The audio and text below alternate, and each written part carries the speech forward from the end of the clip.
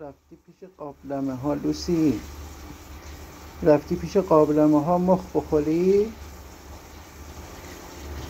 مرغ بخوری؟ آره رفتی اونجا که مرغ بخوری؟ چطوری رفته بالای گاز خوابیده؟ نکن اینجوری لوسی عوضی، نکن اینجوری.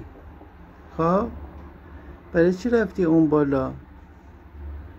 رفتی اونجا مخ پیدا کنی؟ میخوای مرغ بخوری؟